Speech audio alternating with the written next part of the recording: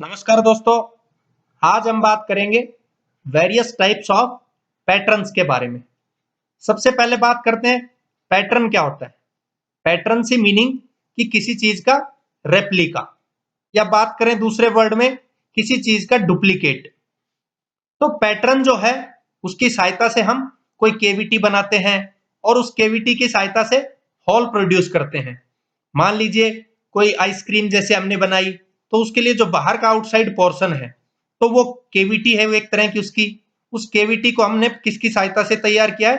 Pattern की सहायता से। तो वो होता है हमारे पास पैटर्न। जैसे बचपन में मिट्टी से हम खेलते थे, तो मिट्टी गिलास में डाली, उसको कंप्लीट हमने रैम किया, दबाया और दबा के उसको वापस गिलास की शेप दे दी। तो वो गिलास हमारे पास किसका काम करता है? केविटी का। तो उसको किसकी सहायता से प्रोड्यूस करते हैं? पैटर्न्स की सहायता से। तो पैटर्न हमारे पास किसी चीज का रेप्लिका है, किसी चीज की डुप्लीकेसी है। अब बात करते हैं इसके कौन कौन से टाइप्स है। सबसे पहला है हमारा single piece pattern. Single piece pattern से मीनिंग जो केवल एक पीस का बना रहता है। जैसे हमारे पास यहाँ पे ये आपको फिगर में दिख रहा है कि मोल्ड हमारे दो होते हैं। एक पार्ट होता है कॉप, मोल्ड के दो पार्ट होते हैं, एक हिस्सा होता है कॉप और दूसरा होता है ड्रैग। तो जो ड्रैग हिस्सा है, नीचे वाला जो बॉटम हिस्सा है, उसमें इस तरह की केविटी प्रोड्यूस करें। इस सैंड के अंदर, जैसे यहाँ पे ये सैंड है, तो इस सैंड के अंदर इस तरह की पैटर्न की सहायता से हम केविटी बनाएं और फाइनली ऐसा प्रोडक्ट तैयार करें। तो एक पार्ट से जो पीस तैयार होता है उसको हम बोलेंगे सिंगल पीस पैटर्न। दूसरा होता है डबल पीस पैटर्न। मींस जो दो पार्ट से मिलकर बनता है। एक हमारी एक केविटी है और दो पार्ट्स है। दो पार्ट से मीनिंग एक पार्ट है कॉप और दूसरा पार्ट है यहाँ पे ड्रैग। तो जो कॉप पार्ट है उसमें दो डबल पिन्स लगी रहती हैं। डबल पिन से मीनिंग यहाँ पे कि जो अलाइन करती है, दो पार्ट्स को आपस में जोड़ती है, कॉप और ड्रैग को। तो ये केविटी को भी जोड़ेगी। मींस ये केविटी हाफ इसमें थी, जैसे इसमें दिख रही है, और हाफ केविटी नीचे वाले में है।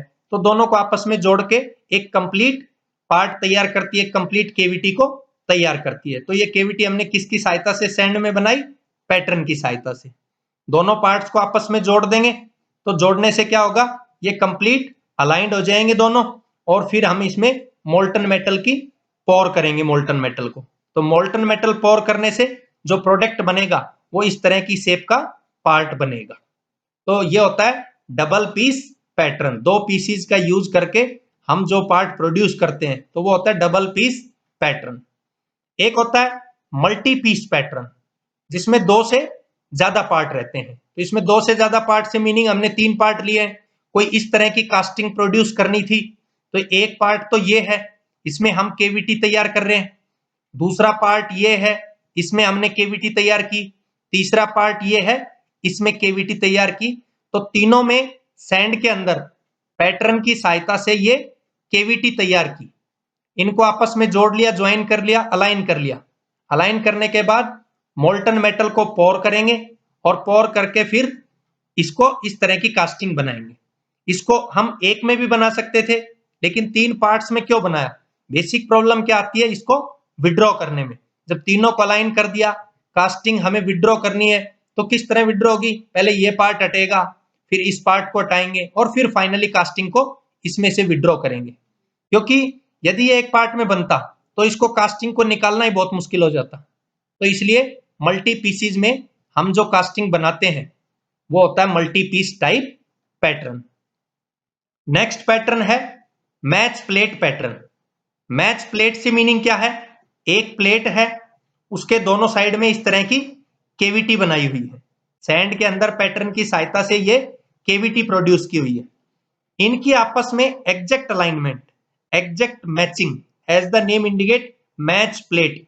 जो प्लेट दो दो केविटीज को आपस में प्रॉपर अलाइन करे, प्रॉपर आमने सामने वो ज्वाइन करे एक तरह से, तो उसको बोलेंगे मैच प्लेट टाइप पैटर्न। तो इसकी सहायता से इस तरह की कास्टिंग्स को हम प्रोड्यूस कर सकते हैं। नेक्स्ट है हमारा कोप एंड ड्रैग पार्ट। जैसा डबल पीस में था कि यहाँ पे एक कास्टिंग हम प्रोड्यूस कर रहे हैं और दो पार्ट्स को आपस में मिला के, तो कुछ वैसा ही इसमें है। इसमें ये है कि नंबर ऑफ जो केविटीज हैं वो यहाँ पे इंक्रीज है, तो आपस में दो पार्ट्स को, एक पार्ट मोल्ड का होता है कॉप और दूसरा होता है ड्रैग, तो आपस में दो पार्ट्स को प्रॉपरली अलाइंड करें, प्रॉपरली ज्वाइन करें, ताकि इन केविटीज की एग्जैक्ट मैचिंग हो। जब एग्जैक्ट मैचिंग होगी तो हमारा वर्कपीस जो है वो प्रॉपर बन के निकलेगा, कास्टिंग हमारी प्रॉपर बन के निकलेगी।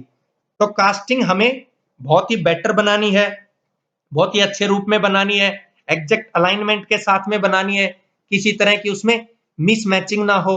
तो कॉप और ड्रैग पार्ट को आपस में प्रॉपर अलाइंड किया जाता है, जैसा मैंने बताया था, with the help of double pins. तो ज्वाइन करके फिर मोल्टन मेटल को पोर कर दिया जाता है, फिर कॉप को हटा दिया जाता है और आसानी से कास्टिंग को रिमूव कर लिया जाता है। नेक्स्ट होता है स्वीप पैटर्न। स्वीप पैटर्न से मीनिंग क्या है? किसी चीज का हूसना, किसी चीज का भारना। मीन्स हूसना से मीनिंग कि जैसे घर में माता जी हैं तो झाड़ू है, झाड़ू की सहायता से मिट्टी को घर से बाहर निकालती है, हूस के ले जाती है। तो इसी तरह से इसमें से हूसना, जैसे बावल की कोई शेप बनानी है तो बावल शेप बनाने के लिए इस तरह से हम, ये जैसे झंडे जैसी शेप का दिख रहा है और इसके साथ में ये जैसे मान लीजिए झंडा टाइप लगा हुआ है, तो यहाँ पे ये एक पार्ट है, इसको घुमाएंगे तो ये इसके एक्सिस पे चलेगा, तो ये यूं रोटेट होगा। जब रोटेट होगा तो ये हूस के ले जाएगा यहाँ से उस सैंड को। जब हूस के ले जाएगा तो ये कैसी शेप बन जाएगी? बाउल शेप बन जाएगी। या फिर दूसरा एग्जांपल दूं मैं, मंदिर की घंटियां। मंदिर की घंटियां इसी स्वीप पैटर्न के द्वारा बनती है, तो वो अंदर का जो होलो होता है तो वो स्वीप होता है, यानी हूस के ले जाते हैं इस तरह से, इसकी सहायता से। और हूसने के बाद मोल्टन मेटल को पोर करके और फाइनली पार्ट्स को प्रोड्यूस करते हैं।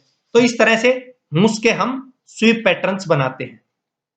नेक्स्ट है सेगमेंटल पैटर्न। सेगमेंटल पैटर्न से मीनिंग क्या है?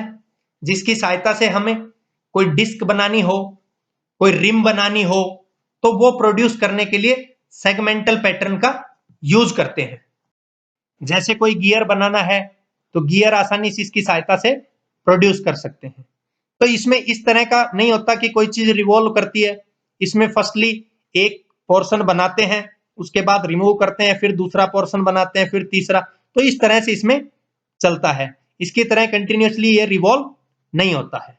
तो ये होता है सेगमेंटल टाइप पैटर्न। तो ये थे दोस्तों various types of patterns. Thank you दोस्तों।